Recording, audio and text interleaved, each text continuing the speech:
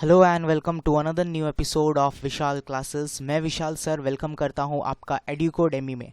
सो Educodemy क्या है? Educodemy is the online learning platform. So introducing the new online learning hub जो कि collaborated है विशाल क्लासेस के साथ। इसकी सबसे खास बात यह है कि यहाँ पर आपको एक वड़ा पाव के प्राइस में, वड़ा पाव जितने प्राइस का आता है उतने प्राइस में आपको ऑनलाइन लेक्चर्स मिलने वाले हैं। तो कुछ पॉइंट्स है जो मैं आपके साथ डिस्कस करना चाहता हूँ जो एडुकोडेमी को बाकी ऑनलाइन लर्निंग प्लेटफॉर्म से अलग बनाता है। सो वो 5 पॉइंट से जो मैं आपको बताना चाहता हूँ। सबसे पहला, एडुकोडेमी में आपको क्वालिटी लेक्चर्स मिलेंगे। सेकेंड थिंग, सारे लेक्चर्स हिंदी में एक्सप्लेन किए जाएंगे, simple easy Hindi language. Third thing, आपको रिकॉर्डेड लेक्चर्स मिलेंगे। तो एक बार हमने इस पोर्टल में लेक्चर अपलोड कर दिया, आप उसको कितने भी बार उतने बार चाहिए देख सकते हो। सो आपको रिकॉर्डेड लेक्चर्स मिलेंगे। बाकी ऑनलाइन लर्निंग प्लेटफॉर्म में क्या होता है, आपको लाइव लेक्चर्स अटेंड करना पड़ता है जिसमें प्रॉब्लम आती है क्वालिटी की। अगर आपका नेटवर्क अच्छा नहीं होता तो आपको प्रॉपर एक्सप्लेनेशन समझ में नहीं आता, ऑडियो ब्रेक होता है, वीडियो की क्वालिटी बराबर नहीं होती है और आप बार बार उस पोर्टल से एग्जिट हो जाते हो, आपको रीजॉइनिंग करना पड़ता है। तो टाइम वेस्ट होता है और लर्निंग 100% नहीं हो पाती। बट एडुकोडेमी में आपको रिकॉर्डेड लेक्चर्स मिलेंगे एचडी क्वालिटी में। फोर्थ सबसे important point, this online learning platform is specially created as per Mumbai university IDOL syllabus.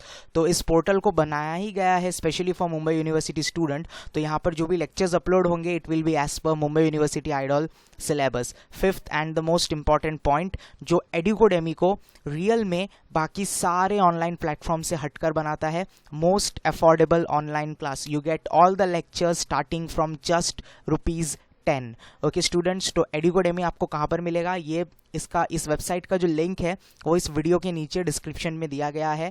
कल मैंने एक डेमो लेक्चर अपलोड किया था, आज भी ये एक डेमो लेक्चर है for TY BCom and the subject is business economics. थोड़ी देर में उसको मैं स्टार्ट करने वाला हूँ। तो आपको समझ में आ गया होगा, एडुकोडेमी में फिलहाल सारे डेमो लेक्चर्स अपलोड होंगे। आगे के कुछ आने वाले दिनों में हर रोज एक एक करके डेमो लेक्चर्स अपलोड होंगे। तो डेमो लेक्चर्स को देखो कैसा लगता है। उसके बाद सारे लेक्चर्स पेड होंगे। आपको सिर्फ ₹10 में लेक्चर्स मिल रहा है, the most affordable online class. कहीं पर आपको फिजिकली विजिट करने की ज़रूरत नहीं है, कंपलसरी कोई टाइमिंग नहीं है। आप जॉब कर रहे हो, आप कुछ और सीख रहे हो, इसके साथ आप आपकी स्टडीज़ को भी कंटिन्यू कर सकते हो। Quality lecture, Hindi explanation, recorded lecture as per Mumbai university idol ₹10 में अवेलेबल हो रहा है। तो कहाँ पर मिलेगा? वीडियो के नीचे डिस्क्रिप्शन में लिंक दिया गया है, उस लिंक पे जाओ, एडुकोडेमी को विजिट करो। फिलहाल आपको सारे डेमो लेक्चर्स मिलेंगे, कुछ दिन बाद बाकी लेक्चर्स भी अपलोड होंगे। तो चलिए चलते हैं आज के हमारे डेमो लेक्चर की ओर। आज का जो हमारा डेमो लेक्चर है वो है TY BCom स्टूडेंट्स के लिए जो आइडॉल पैटर्न से पढ़ रहे हैं। सेमिस्टर पैटर्न के स्टूडेंट को भी ये लेक्चर हेल्पफुल हो सकता है। मैं सिखाने जा रहा हूँ बिजनेस इकोनॉमिक्स मॉड्यूल 1 का कॉमर्शियल बैंकिंग। सो एक और बार रिपीट कर देता हूँ, TY BCom IDOL students business economics module 1 first chapter A commercial banking. Okay students, so let's start the chapter. So first there is introduction. पहले इंट्रोडक्शन दिया गया है, bank is the financial institution which deals with deposits and advances and other related services. तो bank एक financial institution है, मतलब पैसे से रिलेटेड जो भी लेन देन होता है, पैसे का जो लेन देन होता है वो इस इंस्टीट्यूशन से होता है। तो इसको फाइनेंशियल इंस्टीट्यूशन कहा जाता है जो डील करता है डिपॉजिट्स। नॉर्मल पब्लिक बैंक में आकर अपना पैसा जमा कर सकती है। एडवांसेस यानी कि बैंक से आप लोन लेकर कोई काम कर सकते हो। आपको कोई बिजनेस स्टार्ट करना है, आपको कोई घर खरीदना है, आपकी अलग अलग रिक्वायरमेंट होंगे लेकिन आपके पास पैसे नहीं है, तो आप बैंक में जाकर अपनी किसी सिक्योरिटी, अपनी किसी असेट को गिरवी रखकर बैंक से लोन ले सकते हैं, जिसको एडवांसेस कहा जाता है। तो बैंक दोनों काम करता है, आपसे आपके पैसे जमा रखता है और जिनको पैसे की ज़रूरत है उनको पैसे देता है। It receives money from those who want to save it in the form of deposit and it lends money to those who need it. तो कुछ लोग होते हैं जिनके पास बहुत ज़्यादा पैसा है और आप चाहते हो कि आपके पैसे को आप सेव करना चाहते हो, क्योंकि क्या होता है ना, पैसे जब हम हमारे पास घर पर रखते हैं तो वो खर्च हो जाते। तो हमारे अंदर जो सेविंग हैबिट होता है उसको इंक्रीज करने के लिए हम बैंक में जाकर अकाउंट खोलते हैं और हमारे पैसे को हम बैंक में सेव करते हैं। तो इसको हम लोग डिपॉजिट्स बोलते हैं। बैंक डिपॉजिट एक्सेप्ट करता है और पैसा ऐसा होता है कि कुछ लोगों को पैसे की रिक्वायरमेंट होती है, उनके पास पैसा होता नहीं है और वो लोगों को कुछ काम के लिए, इमीडिएट किसी काम के रिक्वायरमेंट के लिए पैसे की ज़रूरत होती है, तो बैंक उनको लोन प्रोवाइड करता है. It lends money to those who need it. Okay, definition is given by the Banking Companies Act. Banking Companies Act 1949 banking को डिफाइन करता है, a company which transact the business of banking in any state of India. ऐसी company जो business banking transaction करती है किसी भी India के स्टेट के में, मतलब इंडिया के अंदर जितने भी स्टेट्स हैं वहाँ पे जो भी फाइनेंशियल ट्रांजैक्शन किए जाते हैं. And the world banking has defined as accepting for the purpose of lending or invest of deposits of money from public, repayable on demand or otherwise, and withdrawal by check, draft, order और otherwise. मतलब bank एक ऐसा institution है जहाँ पे आकर आप पैसे को जमा कर सकते हो और जब भी आपको ज़रूरत है अपने पैसे को आप विड्रॉ कर सकते हो. हमारे पास एटीएम फैसिलिटी है, debit card, credit card facilities है, हमारे पास चेक फैसिलिटी होती है, या फिर हम विड्रॉल स्लिप भर के भी अपने पैसे को जब चाहिए तब विड्रॉल कर सकते हैं. एज वेल एज बैंक के पास डिपॉजिट्स के पैसे इतने जमा हो जाते हैं कि बैंक दूसरे लोगों को वो पैसा लेंड कर सकता है, यानी कि लोन प्रोवाइड कर सकता है. Okay, now let's start with the next topic, types of banks. अब हम पढ़ने वाले हैं बैंक के कितने टाइप्स होते हैं. Okay, so banks are classified into various types. सबसे पहला है सेंट्रल बैंक. हर कंट्री में एक मेन बैंक होता है जिसको सेंट्रल बैंक कहा जाता है. सो central bank is the apex institution which supervise, control and regulates the activity of commercial bank and money supply in the country. Central bank एक main bank होता है, हर कंट्री का खुद का सेंट्रल बैंक होता है. सेंट्रल बैंक का काम होता है पूरे कंट्री में पैसा कितना सर्कुलेट होना चाहिए. आपको मालूम है सेंट्रल बैंक के पास अथॉरिटी होती है नोट्स और कॉइन्स को बनाने की. मतलब आप जो नोट और कॉइन यूज़ करते हो वो किसने बनाया है, सेंट्रल बैंक ने बनाया है. हमारे इंडिया में RBI is the apex bank, the central bank, reserve bank of India. तो यहाँ से सारे बैंकिंग के रूल्स एंड रेगुलेशन बनाए जाते हैं कि पैसा कैसा होगा, दिखने में कैसा होगा, इसका डिज़ाइन कैसा होगा, लोन का जो इंटरेस्ट अमाउंट होता है वो कितना होगा, डिपॉजिट पे हमको इंटरेस्ट कितना मिलेगा. Everything, every financial decisions are taken by central bank of the country. It's generally under government ownership. ये किसके अंडर होता है, गवर्नमेंट के अंडर होता है. And controls and implement economic policy of the government. Government जो भी इकोनॉमिकल पॉलिसी बनाती है वो सेंट्रल बैंक को साथ में लेकर बनाती है. Next comes the commercial bank. Commercial bank is an institution which offer full banking service to industry, trade and people of the country. तो normally जो लोग होते हैं, जो हम जैसे किसी बैंक में जाकर खाता खुलाते हैं, तो वो उन बैंक्स को कमर्शियल बैंक कहा जाता है. For example bank of Baroda, Axis bank, ICICI bank, Kotak Mahindra bank, these all banks are known as commercial banks. तो ये बैंक आपको फुल बैंकिंग सर्विस प्रोवाइड करता है, नॉर्मल इंसान को भी प्रोवाइड करता है. बड़े बड़े बिजनेसेस इन बैंक्स में आकर करंट अकाउंट्स ओपन करते हैं, तो ये इंडस्ट्री को भी अकाउंट खोलने का मौका देता है. और जो बड़े बड़े ट्रेडर्स होते हैं कंट्री में वो लोग भी कमर्शियल बैंक में अपना अकाउंट ओपन करते हैं. These bank accept deposit form and lend them to borrower by charging some interest on the amount lent to them. Okay, आप डिपॉजिट कर सकते हो इस बैंक में पैसा. अब जो लोग डिपॉजिट करते हैं उनको सेविंग अकाउंट होल्डर कहा जाता है. तो सेविंग अकाउंट पे आपको सर्टन इंटरेस्ट मिलता है, मतलब एक साल आप सेविंग का पैसा इस बैंक में रखोगे तो आपको थोड़ा सा इंटरेस्ट मिलेगा. अब इनके पास जब सेविंग का पैसा बहुत ज़्यादा हो जाता है, मतलब बहुत सारे लोग जब इन बैंक में सेविंग का पैसा रखते हैं, तो उसी पैसे को यूज़ करके सर्टन अमाउंट लोन के तौर पर उन लोगों को दिया जाता है जिन लोगों को ज़रूरत होती है. मतलब बैंक सेविंग अकाउंट होल्डर से डिपॉजिट्स ले रहा है और जिनको लोन चाहिए उसी पैसे में से थोड़ा पैसा वो लोन के तौर पे लेंड करता है जिनको चाहिए. तो बैंक में जाके हम पैसे डिपॉजिट भी कर सकते हैं, लोन भी ले सकते हैं. डिपॉजिट के ऊपर हमको इंटरेस्ट मिलता है और जो लोन हम लेते हैं उसमें बैंक को हमको इंटरेस्ट पे करना होता है. Okay, then comes industrial bank. These banks are specially made for small and large scale industries. Okay, ये बैंक जो है ये लोन प्रोवाइड करता है. These bank give loans to small scale industry as well as large scale industry. मतलब छोटी industry को भी चलाने के लिए पैसे की ज़रूरत पड़ती है. तो कभी कभी क्या होता है ना, नए मशीन्स खरीदने पड़ते हैं, नया लैंड परचेस करना पड़ता है, कहीं पर नया इंडस्ट्री डालना पड़ता है, तो लोग इन बैंक्स में आकर लोन ले सकते हैं. जो बिजनेसमैन होते हैं, स्मॉल स्केल बिजनेसमैन, वो लोग इंडस्ट्रियल बैंक से जाकर लोन ले सकते हैं. लार्ज स्केल इंडस्ट्रीज यानी कि बड़ी इंडस्ट्रीज को भी यहाँ से लोन मिलता है.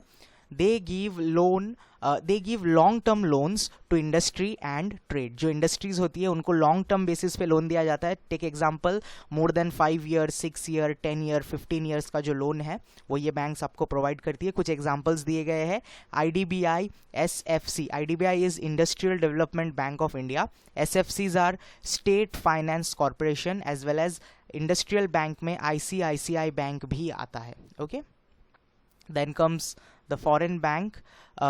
Foreign bank is a bank. Number of foreign bank with their head offices in other country carry on business in India through their branches. Foreign banks मतलब इनके जो head offices होते हैं वो हमारे इंडिया में नहीं होते, इनके head office हमारे इंडिया के बाहर दूसरे states में होते हैं, but इनके branches हमारे इंडिया में होते हैं। तो ऐसे banks को हम foreign banks बोलते हैं, मतलब ये विदेशी बैंक होते हैं। ये इनका हमारे कंट्री में कुछ नहीं रहता, इनका हमारी कंट्री में जस्ट अलग अलग तरह के ब्रांचेस होते हैं। इनका जो मेन हेड ऑफिस है जहाँ से ये ऑपरेट होता है वो फॉरेन किसी दूसरे कंट्री में होता है। These bank deals in transaction involving foreign exchange. Buying and selling of foreign currency is their main function. यहाँ पे हम लोग फॉरेन एक्सचेंज में डील कर सकते हैं। देखो, डॉलर और रुपीज़ इसमें उतार चढ़ाव होता है। आज अगर डॉलर 70 रुपीज़ है तो कल को 72, 73 भी हो सकता है, या फिर कम होकर 69 में भी जा सकता है। तो ये सब जो ट्रेडिंग वाला काम है बैंकिंग करेंसी, फॉरेन करेंसी को लेकर, ये सारा सब कुछ ये बैंक कंडक्ट करता है। यहाँ पर आकर आप आपके करेंसी को चेंज भी करवा सकते हो। Okay, buying and selling of foreign currency is their main function. तो कुछ एग्जांपल्स दिए गए हैं, जैसे Citibank, Standard Chartered bank account are the foreign banks. तो ये सारे कुछ बैंक्स हैं जो फॉरेन बैंक हमारी इंडिया में ऑपरेट हो रहे हैं। Fifth one is Export Import Bank of India. This bank was established on 7th January 1982. Now these dates are very important. इसको एग्जाम में ऑब्जेक्टिव के तौर पे पूछा जा सकता है। Export import bank of India ये स्टार्ट हुआ था 7 जनवरी 1982 को बाय गवर्नमेंट ऑफ इंडिया, मतलब गवर्नमेंट ऑफ इंडिया ने इसको स्टार्ट किया था। It solves the problem faced by Indian exporter. हमारे इंडिया में बहुत सारे एक्सपोर्टर है जो इंडिया से सामान बनाकर दूसरे कंट्रीज को बेचता है। तो ये बैंक उन लोगों को हेल्प करता है एक्सपोर्ट करने में, मतलब सामान को कैसे पैक करना है, कौन से डॉक्यूमेंट्स प्रोड्यूस करने हैं, कितना पैसा चाहिए, लोन भी प्रोवाइड करता है एक्सपोर्टर्स को। तो ऐसे बैंक को हम लोग export import bank of India कहा जाता है। Then comes regional rural bank. Regional rural bank, these are special types of bank which look after special needs of weaker section of rural society.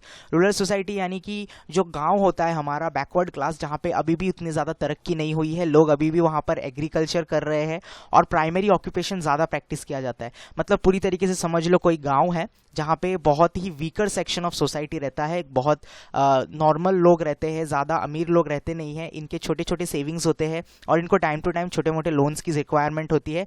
तो उस जगह पर जो बैंक पाए जाते हैं उसको हम लोग रीजनल रूरल बैंक बोलते हैं। They work under the control of commercial bank which establish these bank. ये सारे बैंक जो रीजनल रूरल बैंक से, छोटे छोटे बैंक जो गाँव में बनाए जाते हैं गाँव के लोगों के लिए, स्पेशली फार्मर्स के लिए, ये सारे बैंक्स चलते हैं बड़े बड़े कमर्शियल बैंक्स के under. Okay, seventh is cooperative bank. Cooperative bank are divided into 3 categories. जो cooperative bank है उसको 3 कैटेगरी में बांटा गया है। सबसे पहले है primary cooperative bank. So primary cooperative bank are situated in rural areas. इनको कहाँ पे situated किया गया है, मतलब इनको कहाँ पे बनाया गया है, गांव के एरिया में, मतलब एकदम रूरल एरिया में इन बैंक्स को बनाया जाता है। They give short and medium term loans to farmer. इन बैंक का मेन मकसद होता है फार्मर्स को लोन प्रोवाइड करना। Then second type is central cooperative bank. Central cooperative bank, these bank refinance the primary cooperative bank. मतलब जो primary cooperative bank है उनको पैसा कहाँ से आता है, उनको पैसा आता है सेंट्रल कोऑपरेटिव बैंक से। मतलब सेंट्रल कोऑपरेटिव बैंक पैसा देती है प्राइमरी कोऑपरेटिव बैंक्स को, फिर वो पैसा वो लोग यूज करते हैं अलग अलग फार्मर्स को लोन देने के लिए। Then comes state cooperative bank. This bank refinance the central cooperative bank. तो स्टेट कोऑपरेटिव बैंक पैसा देती है सेंट्रल कोऑपरेटिव बैंक को और सेंट्रल कोऑपरेटिव बैंक से पैसा जाता है प्राइमरी कोऑपरेटिव बैंक्स को. Then at last we have the 8th type, land development banks. These banks look after long-term requirement of farmer for agricultural development. कोई farmers होते हैं जिनके पास बहुत बड़ी ज़मीन है, अब उस पर खेती करने के लिए पैसे का रिक्वायरमेंट होता है, आपको फर्टिलाइज़र खरीदना पड़ता है, सीड्स खरीदना पड़ता है, और भी तरह तरह के अलग अलग चीज़ें खरीदनी पड़ती है, फार्मिंग टूल्स, सबसे बड़ा ट्रैक्टर खरीदना पड़ता है आपको, ओके, आपको वाटर पंप लगाना पड़ता है, इरिगेशन के लिए पाइप्स लगवाने पड़ते हैं, तो बहुत ज़्यादा खर्चा होता है। तो फार्मर्स लोग लैंड डेवलपमेंट बैंक्स के पास जाकर लोन ले सकते हैं। ये बैंक को स्पेशली बनाया गया है for land development purpose. Okay, now we will end the demo lecture over here. जब पेड लेक्चर्स होंगे तो आपको और ज़्यादा क्वालिटी वाइज लेक्चर मिलेंगे, जिसमें मैं आपको फंक्शंस ऑफ कमर्शियल बैंक सिखाने वाला हूँ। डिटेल में पूरा चैप्टर आपको एकदम इजी एक्सप्लेनेशन में बताने वाला हूँ। डेमो लेक्चर से आप समझ ही रहे होंगे कि लेक्चर की क्वालिटीज़ कैसे होने वाली है। फिलहाल मैं बुक से PDF से करा रहा हूँ। जब प्रॉपर लेक्चर स्टार्ट हो जाएंगे तो आपको PPTs मिलेंगे, डायग्राम्स मिलेंगे, as well as MCQs already available है हमारे दूसरे विशाल क्लासेस के वेबसाइट पे। विशाल ई क्लासेस का जो वेबसाइट है वहाँ पर MCQs अवेलेबल है, जिसका लिंक आपको वीडियो के नीचे डिस्क्रिप्शन में मिल जाएगा। और भी ज़्यादा क्लोजली हमारे साथ जुड़ने के लिए आप हमारे साथ टेलीग्राम पे जुड़ सकते हो। टेलीग्राम पे भी हमारा विशाल क्लासेस नाम से चैनल है। टेलीग्राम पे जाओ, विशाल क्लासेस सर्च करो और चैनल को ज्वाइंट हो जाओ। इसके वीडियो के नीचे डिस्क्रिप्शन में उस चैनल का भी लिंक प्रोवाइड किया गया है। एज वेल एज व्हाट्सएप पे अलग अलग तरह के ग्रुप्स हैं जिनके लिंक वीडियो के नीचे डिस्क्रिप्शन में है। आप हमारे साथ व्हाट्सएप पे भी जुड़ सकते हो। जिस किसी भी ईयर स्ट्रीम में आप हो उस लिंक को क्लिक कर दो, आप हमारे साथ ग्रुप में जुड़ जाओगे। और नेक्स्ट लेक्चर कौन सा चाहिए, आपको क्या डाउट्स है, everything you can ask in the group. Okay, so ये लेक्चर आपको डाउनलोड करने के लिए मिलेगा एडुकोडेमी वेबसाइट पे। एडुकोडेमी का वेबसाइट का जो लिंक है वो इस वीडियो के नीचे डिस्क्रिप्शन में, जो पहला लिंक है वही लिंक है, उसको ओपन करो, आपको बाकी डेमो लेक्चर्स भी वहाँ पर मिलेंगे। अगर आपने चैनल को अभी तक सब्सक्राइब नहीं किया है तो चैनल को सब्सक्राइब कर दो, बेल वाला आइकन प्रेस कर दो। इस लेक्चर को ज़्यादा से ज़्यादा अपने सारे दोस्तों के साथ शेयर करो। लेक्चर पसंद आया है तो लाइक बटन प्रेस कर देना। If there is any doubt, comment section is open for you, as well as I am available on WhatsApp and Telegram, तो वहाँ पर भी आप मेरे साथ फटाफट जुड़ सकते हो। एडुकोडेमी वेबसाइट चेकआउट करना मत भूलना और उस वेबसाइट को भी ज़्यादा से ज़्यादा अपने दोस्तों के साथ शेयर करना। ऐसे ही लेक्चर्स आते रहेंगे, तो आपको चैनल सब्सक्राइब करना है, बेल आइकन दबाना है, ताकि आपको नेक्स्ट जब मैं लेक्चर अपलोड करूँ तुरंत उसका नोटिफिकेशन मिल जाए। Thank you students, will meet in next episode.